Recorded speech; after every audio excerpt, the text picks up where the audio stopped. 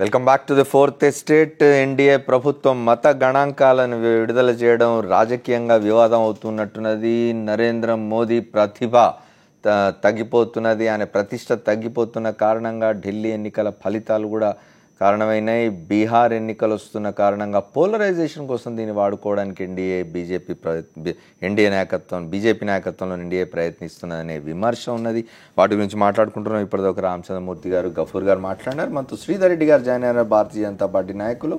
కంచా ఐలే గారు, ప్రొఫెసర్ కంచా ఐలే కూడా మనతో జాయిన్ అయినారు. ముందు కంచా ఐలే గారితో మాట్లాడదాం. ఐలే గారు నమస్తే. చెప్పండి, ఈ మత గణాంకాల విడుదల ఎట్లా చూస్తారు మీరు? నిజానికి బీహార్లో లాలూ ప్రసాద్ యాదవ్ ఇతర నాయకులు కుల గణాంకాల్ని కూడా విడుదల చేయాలని కోరినారు. అది జరగలే, కానీ మత గణాంకాలను విడుదల చేసినారు. భారతీయ జనతా పార్టీ దీన్ని పోలరైజేషన్ ఆఫ్ కమ్యూనిటీస్ దానికోసం వాడుకుంటుందనే విమర్శ. అంటే మత గణాంకాలను విడుదల చేస్తే బీసీలను, ఎస్సీలను, ఎస్టీలను అందరినీ హిందువులలో చూపెడితే వాళ్ళు రేపు బీహార్ ఎన్నికల్లో ముస్లింలు పెరుగుతున్నారు కనుక హిందువులమంతా ఒక్క రకంగానే ఒకవైపు ఓటేసుకోవాలని అప్పర్ కాస్ట్లతో బీసీలు, ఎస్సీలు కలిసి ఈ ముస్లింలను ఓడించాలని పగబట్టి ఓటేసే పరిస్థితి ఏం లేదు. ఇన్ఫ్యాక్ట్ ముస్లింల సంఖ్య పెరుగుతున్నది అంటేనే మొత్తము బీజేపీ, ఆర్ఎస్ఎస్, విశ్వ హిందూ పరిషత్ స్ట్రాటజీ టోటల్గా ఫెయిల్ అవుతున్నది. కన్వర్జన్స్ చాలా సైలెంట్గా జరుగుతున్నాయని అర్థం.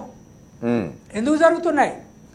నిన్న మొన్నటి వరకు వీళ్ళు క్రిస్టియానిటీలో కన్వర్జన్ జరుగుతున్నాయి అనుకుంటున్నారు, కానీ 24.7% ముస్లింలకు అక్కడ ఏమీ ఇన్కమ్ లేదు, అక్కడ ఇంగ్లీష్ ఎడ్యుకేషన్ లేదు, ఫారెన్ టూర్స్ లేవు. అవి వాళ్ళు ఇంటర్నల్గా పునరుత్పత్తితో జరిగిన ఇంక్రీజ్ కాదు. అది గుజరాత్లో ముస్లిం పాపులేషన్ పెరిగింది. ఎందుకు జరుగుతుంది? అది కుల వ్యవస్థ వల్ల ఈ అగ్రకులాలు కింది కులాలను మునుపటి కంటే ఎక్కువ హింసించే ప్రక్రియలో ఉన్నాయి. ఇప్పుడు కొద్దిగా హింసించినా కూడా కింది కులాలు టాలరేట్ చేయడానికి సిద్ధంగా లేవు. ఈ గణాంకాలు పెట్టేసి ముస్లింలంతా మన శత్రువులు, వాళ్ళు పెరుగుతున్నారు.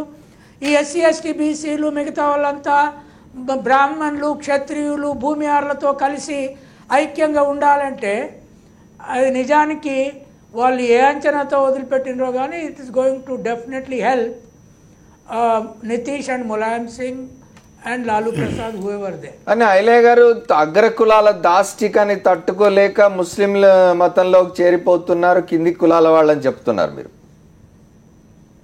అవును, ఇప్పుడు అసమానత దాష్టికత కాదు.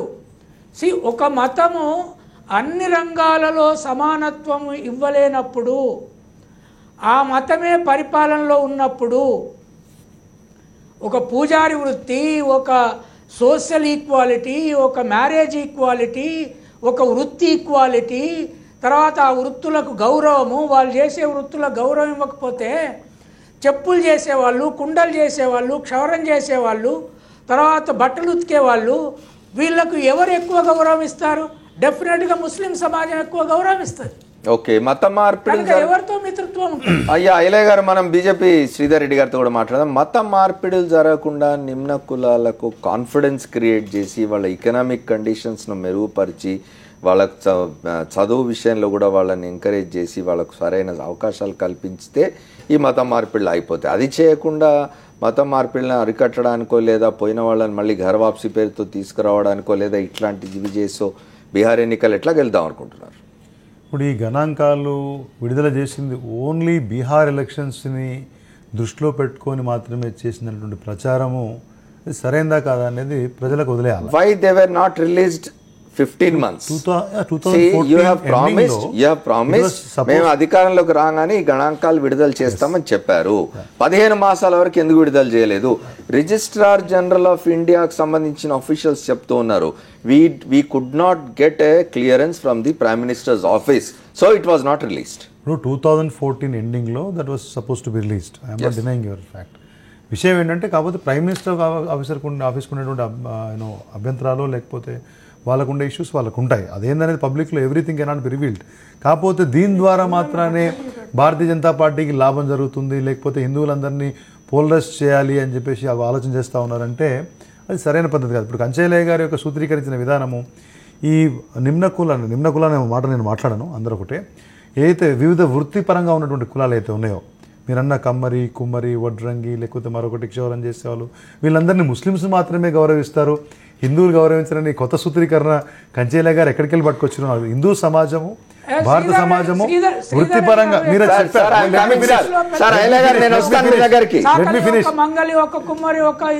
వీళ్ళందరినీ ముస్లింలు మాత్రమే గౌరవిస్తారని మీరు చెప్పారు. మీరు ఇప్పుడు ఈ ముస్లిమ్స్ అంతా ఇన్వేషన్ చేసే కంటే ముందే ఈ దేశం మీద దాడులు జరిగి వాళ్ళు ఇక్కడ ఆక్రమించుకొని భారతదేశంలో సామ్రాజ్యాలు స్థాపించే కంటే ముందే మన దగ్గర ఈ వ్యవస్థ ఉండింది. వృత్తిపరంగా ఎవరు చేసే వాళ్ళని గౌరవించే వ్యవస్థ మన యొక్క హిందూ ధర్మంలో ఉంది. దాన్ని ఎక్కడా కూడా మనము ముస్లింలు వచ్చిన తర్వాత గౌరవించబడటం, క్రిస్టియన్ వచ్చిన తర్వాత గౌరవించబడటం, సరే మీ మేధాశక్తికి అందితే నాకు అందకపోవచ్చు, కానీ భారత ప్రజానీకానికి మాత్రం ఇవన్నీ వాళ్ళ అవసరం లేదు.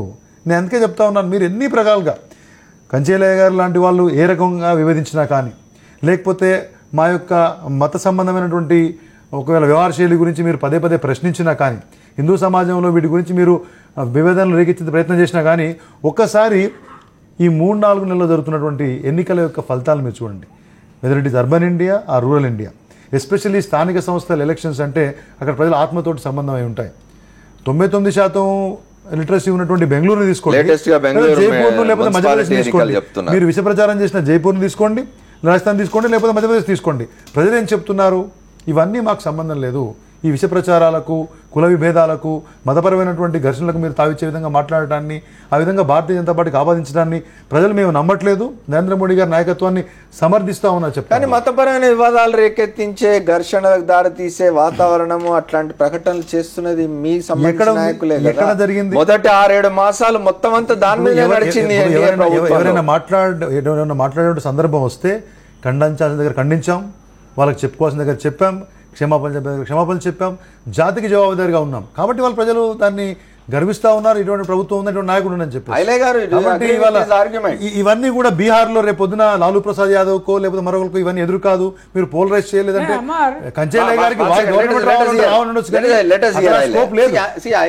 ఐలయ్య గారు చాలా కాలం క్రితమే నేను హిందువుని ఎట్లయితే అని ప్రశ్నించినారు. చెప్పండి సార్. అమ్మారు ఇప్పుడు శ్రీధర్ రెడ్డి ఏదైతే అంటున్నాడో, బీజేపీకి లేదా వాళ్ళ సంస్థలకి మతతత్వాన్ని నేను ఆపాదిస్తున్నా లేదా నేను ఈ సమాజాన్ని డివైడ్ చేస్తున్నా అని. నేను యాక్చువల్గా అనేది ఏంది, మీరు సోషల్ రిఫార్ము తీసుకొచ్చి రాజకీయ రంగంలో మత విలువలతో రాజకీయాలను స్థాపించింది వాళ్ళే. సెక్యులర్ రాజకీయ వ్యవస్థకు భిన్నంగా మత రాజకీయాలను మాట్లాడింది. తర్వాత గుడులను కూలగొట్టాలి, టెంపుల్ని, చర్చ్, మసీదులను ఏం చేయాలనేది బీజేపీ 1992లో బాబ్రీ మసీదు కూలగొట్టే దాంట్లో బీజేపీ లేదా? ఇష్యూ అది కాదు. ఇష్యూ ఇవ్వాలైనా మీరు ఈ దేశంలో ప్రజలు, కింది కులాలోళ్ళు, ఉత్పత్తి చేసేవాళ్ళు, మానవ జీవితాన్ని మార్చుకునే ప్రక్రియలో ఉన్న వాళ్ళని అన్ని రంగాలలో సమానంగా చూడాలి అనే సోషల్ రిఫార్ము మీ ప్రభుత్వం నుంచి ఒక నినాదం వచ్చిందా? ఒక ప్రోగ్రాం ఉన్నదా? లేనప్పుడు బీహార్ ఎన్నికలకు ముందు మత సమస్యమైన సంఖ్యలు రిలీజ్ చేసి ఎస్సీ ఎస్టీ బీసీలు ఇటువైపే ఉంటారని అనుకుంటే అది ఎంత, ఒకసారి అధికారం రావచ్చు ఇలా. కానీ ఢిల్లీలో ఏమైంది, ఇంకో చోట ఏమైంది, బీహార్లో కూడా పరిస్థితి ఏమైందో చూస్తారు. ఐలయ్య గారు వారు చెప్తున్నది వింటున్నారు కదా మీరు. రూరల్ ఇండియా కావచ్చు, అర్బన్ ఇండియా కావచ్చు, మీరు లోకల్ బాడీస్ ఎలక్షన్స్ తీసుకోండి, latest north west and south మీరు 3 చోట్ల చూడండి. ఎక్కడైనా డిఫరెన్స్ ఆఫ్ ఒపీనియన్ ఉందా ఇవాళ ప్రజలలో? చెప్తున్నా మీరు బీసీ ఎస్సీ ఎస్టీలను ఒక పదే బీసీ ఎస్సీ ఎస్టీలు ఉండరు. చెప్పండి ఐలయ్య గారు. భారతీయ జనసంఘ్ ఎప్పుడు ఫామ్ అయింది? 1956 నాకు గుర్తున్న దాని ప్రకారం 56 ఆ ప్రాంతంలో స్టార్ట్ అయింది. ఆర్ఎస్ఎస్ 1925లోనే స్టార్ట్ అయింది. కానీ 1900 మొదటి ఎన్నికల దగ్గర నుంచి 2014 వరకు కాంగ్రెసే ఎందుకు అధికారంలో ఉన్నది? అది ఒక సెక్యులర్ ఇష్యూనైనా సమాజం ముందు పెట్టి ఈ డివిజివ్ పాలిటిక్స్కు కొంత దూరంగా ఉన్నది కనుక. కమ్యూనిస్టులు కూడా కొన్ని స్టేట్స్ పరిపాలించారు. ఇవాళ బీజేపీ ఈ మతాంశాలను ముందుకు తెచ్చి పోలరైజేషన్తో వస్తున్నది. కానీ 1 సంవత్సరంన్నర కాకముందే బీజేపీ పరిపాలన మీద దేశం మొత్తం మీద అసంతృప్తి ఎందుకు వచ్చింది? ఇవాళ ఎక్కడ చూసినా కూడా అరే ఏం ప్రభుత్వము, ఎవరికి ఏమి ఇస్తున్నారు, బీసీలకు అన్నీ ఇస్తామని నరేంద్ర మోడీ చెప్పాడు. ఈ రాబోయే డికేడ్ బీసీఎస్సీ డికేడ్ అని ఆయన కేరళలో ప్రకటించాడు. కనీసం బీసీలకు ఒక్క ప్రోగ్రామ్ అన్న పెట్టాడా? ఎస్సీలకు కానీ ఏం పెట్టాడు? మీరు గారు ఇప్పుడు దేశం మొత్తం మీద నరేంద్ర మోడీ ప్రభుత్వం పట్ల వ్యతిరేకత ఉందని ఏ ప్రాతిపదిక మీద చెప్తున్నారు? మీరు ఏ ఆధారంగా చెప్తున్నారు? నిన్నగాక మొన్న ఇండియా టుడే సర్వే వచ్చింది. దాంట్లో ఏముంది? ఆ ఇండియా టుడే సర్వేలో BJP rate, Narendra Modi rate 8.5% పడిపోయింది. ఒకసారి చూడండి. అవును, అయినా కూడా విదిన్ 1.5 years. మీరు అదే మన్మోహన్ సింగ్ 2004 నుంచి 2006లో ఆయన రేటింగ్ చూసినా ఇంత షార్ప్గా పడిపోలే. అది కాంగ్రెస్ అంతకుముందు ఎన్నేళ్ళు పరిపాలించిన పార్టీ. అది 2004 నుంచి 2009 ఎన్నికల వరకు కాంగ్రెస్ రేటింగు ఇవాళ 1.5 yearలో పడిపోలే. అది కదా కిట్ రాయ్. Okay, I'll just come to you. I'll take a break and come back. Welcome back to the Fourth Estate. Ilaiah గారు చెప్తూ ఉన్నారు నరేంద్ర మోదీ ఇన్ఫ్లుయెన్స్ కానీ నరేంద్ర మోదీ ఇమేజ్ కానీ షార్ప్గా పడిపోతున్నది మన్మోహన్ సింగ్తో కంపేర్ చేస్తే చెప్తూ ఉన్నారు. అంటే ప్రజాస్వామ్య వ్యవస్థలో కొన్ని పత్రికలు చేసిన సర్వేలని ప్రామాణికంగా తీసుకుందామా, లేకపోతే మనం ఎంచుకున్నటువంటి పత్రికలు చేసిన వాటిని అసలు ప్రామాణికంగా అనట్లేదు. నేనే ఒక ప్రశ్న ఇస్తున్నాను.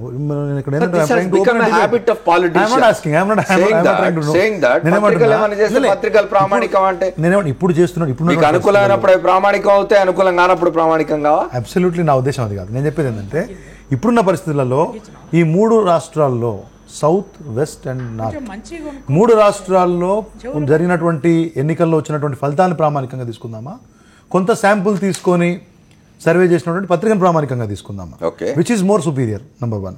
నెంబర్ 2, పదే ఫస్ట్ ఇనిషియల్ కామెంట్స్లోనే ఐలయ్య గారు ఏమన్నారు, బీసీ ఎస్సీ ఎస్టీలను హిందువులలో చూపించుకొని గణాంకాలు ఎక్కువ చూపించే ప్రయత్నం చేశారు, పోలరైజ్ చేస్తున్నారు, సెక్యులర్గా మాట్లాడట్లేదు. లేకపోతే ఎక్కడన్నా ఈ బీసీ ఎస్సీ ఎస్టీ వర్గాల గురించి మాట్లాడారా, వాళ్ళ యొక్క మంచి గురించి మాట్లాడారా? మీరు అనేకమైనటువంటి స్కీమ్స్ తీసుకోండి. నేను ఇప్పుడు చెప్తే టైం లేదు. 21 మిషన్స్ మేము తీసుకున్నాం, రైట్ ఫ్రమ్ ఫైనాన్షియల్ ఇంక్లూజన్ నుంచి సబ్సిడీ రిఫార్మ్స్ వరకు. దీంట్లో సామాజిక భద్రత ఉంది, ఆర్థిక భద్రత ఉంది, అనేక రకాల అంశాలు ఉన్నాయి, ముద్రా బ్యాంక్ లాంటి సామాన్యులకు చేరువయ్యేటటువంటి కార్యక్రమాలు ఉన్నాయి. ఇది కాకుండా మీరు అన్నారు వీళ్ళ గురించి మాడారా, సామాజికంగా మాడారంటే మహాపురుషుడు అయ్యంకల్లి గారి స్మారక సభలో, కేరళకు చెందినటువంటి దళిత సంస్కరణవాది, ఆయన సభలో మాట్లాడుతూ సామాజిక సామరస్యత గురించినటువంటి మాట్లాడినటువంటి ప్రధాని నరేంద్ర మోడీ గారు. మీరు ఆయన ఏదో యాంటీ బీసీ, యాంటీ ఎస్సీ ఎస్టీగా చూపించే ప్రయత్నం చేస్తే 2 గంటల ప్రయాణం ఉన్నటువంటి ఒక ముస్లిం దేశానికి ఎన్నడూ ఏ ప్రధాని పోకపోతే ఆయన పోయి అక్కడ కూడా మంచి పేరు తెచ్చుకున్నటువంటి సెక్యులర్వాది నరేంద్ర మోడీ గారు. మీరు ఇవన్నీ దూరం పెట్టి ఎంతసేపటికి కొన్ని వర్గాలను ప్రధాన శ్రమత నుంచి ఇంకా కూడా వేరు చేసే ప్రయత్నం చేస్తే, ఇవాళ లాలూ ప్రసాద్ యాదవ్ గారు మా ప్రతినిధి కాదని ఆడున్నటువంటి బీహార్ ప్రజలు చెప్పేశారు. నితీష్ కుమార్ యొక్క పాలన గురించి మొహం మొత్తుందనే విషయం చెప్తా ఉన్నారు. ఇక మిగతా వాళ్ళ గురించి చెప్పాల్సిన అవసరం లేదు. కాబట్టి అక్కడ బీహార్లో కానివ్వండి, అంతకుముందు ఎలక్షన్స్లో ఈ 3 రాష్ట్రాల్లో ప్రాంతాలతో సంబంధం లేకుండా ప్రజలు చెప్తా ఉంటే, నేను I'm not denying, India Today చెప్పుండొచ్చు, మరొకరు చెప్పుండొచ్చు, వాళ్ళ యొక్క ప్రామాణికతను, వాళ్ళ యొక్క శాంక్టిని నేను కాదనట్లేదు. కానీ వేటిని మేము తీసుకున్నాం. గఫూర్ గారు ఏం చెప్తారు?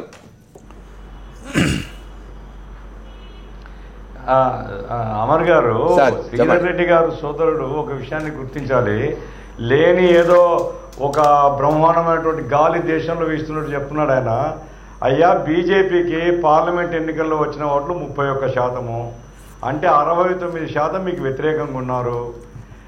మీరు అక్కడ ఇక్కడ గెలిచినారు అంటే మీ గొప్పతనం కాదు, కాంగ్రెస్ ఫెయిల్యూర్ అది. ఇంకా ఎందుకంటే పోలరైజేషన్ ఓటర్స్ మధ్య చాలా కన్ఫ్యూజన్ వచ్చేసింది.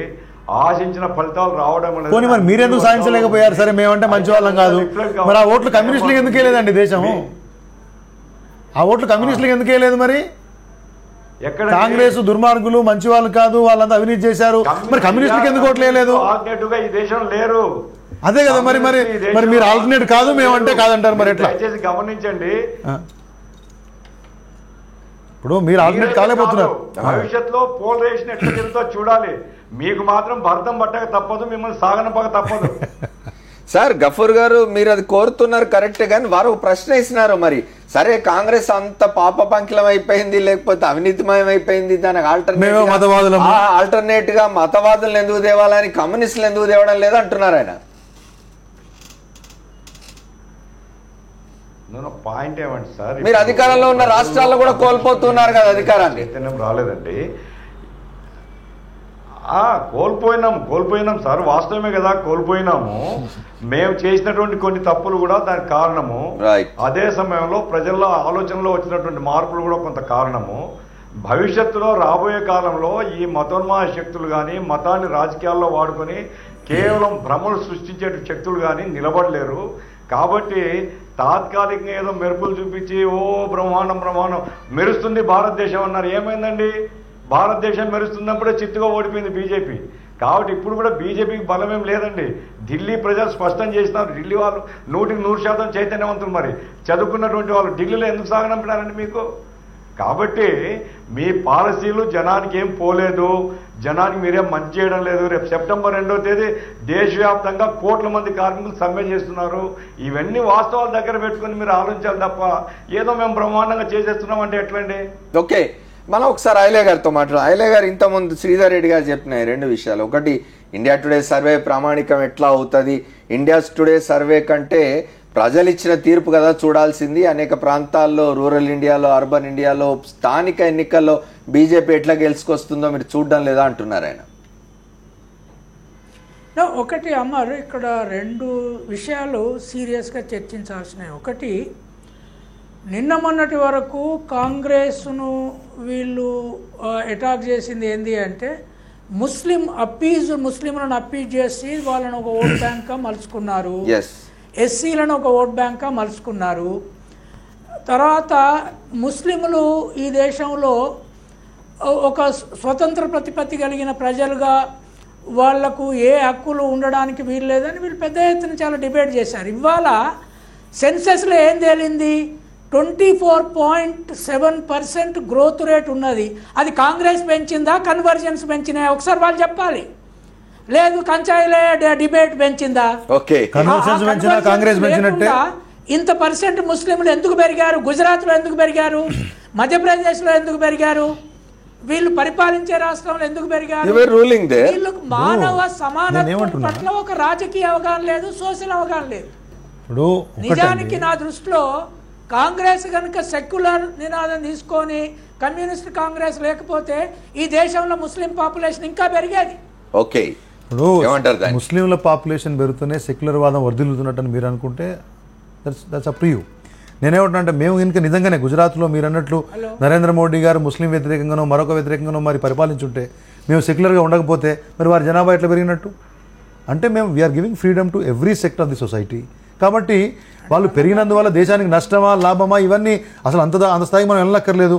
కొంతమందికి కొన్ని మత విశ్వాసాల పరంగా వారికి వెసులుబాటు ఉంది, కొన్ని ధర్మాలు ఆచరించే వారికి వేరే రకమైన పద్ధతులు ఉన్నాయి. కాబట్టి హిందువులు ఎన్నటూ లేని విధంగా 80% కిందికి రావడం ఆందోళనకరమైన విషయం చెప్తా ఉన్నాం. అదే సమయంలో వేరే మతాలు పెరిగినందుకు మేమేం బాధపడట్లేదు, భయపడట్లేదు. హిందువులది కొంత చాలా చాలా నెగ్లిజిబుల్ పాపులేషన్ ఆఫ్ 125 crores. దాన్ని ఎందుకు అంత ప్రమాదకరంగా ఎందుకు ఊహిస్తున్నది భారతీయ జనతా పార్టీ? భారతీయ జనతా పార్టీ కాదు, వ్యక్తిగతంగా చెప్పేది ఏంటంటే, నేను హిందువుల యొక్క పాపులేషన్ గతంలో ఎప్పుడు కూడా 80% కిందికి తగ్గకు రాలేదు.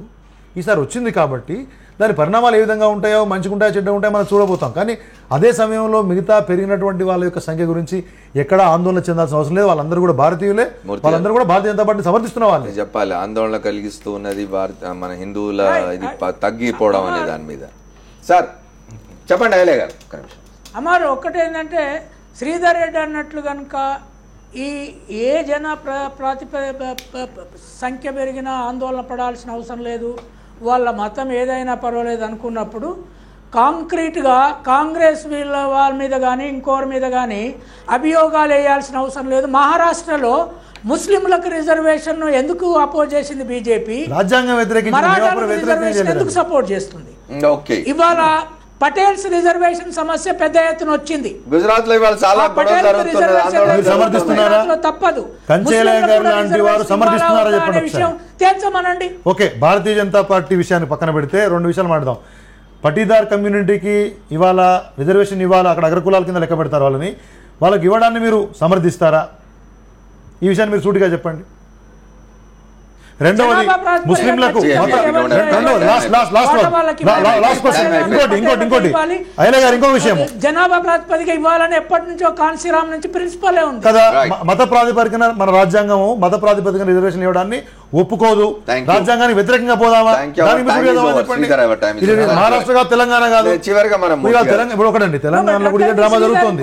It is not possible. Rajasekhar అదే పని చేసినాడు, కోర్టులో నెగ్గలేకపోయినాడు.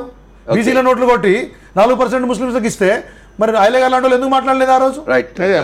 మాట్లాడారు. అప్పుడు బీసీలు ఒప్పుకోరు, 50% మించి సుప్రీంకోర్టు ఒప్పుకోరు. కాబట్టి ఇప్పుడు ఒక్క విషయం తెలుసా,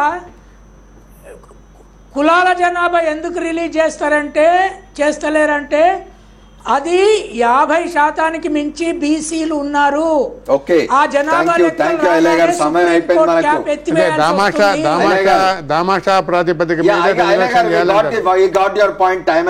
సుప్రీంకోర్టు క్యాప్ ఉండదు. అప్పుడు కంక్లూడింగ్ చెప్పండి మూర్తి గారు, ఇది ఎట్లా దీన్ని అంటే వారు చెప్తున్నట్టుగా దీనికి ఆందోళన చెందాల్సిన అవసరం లేదు.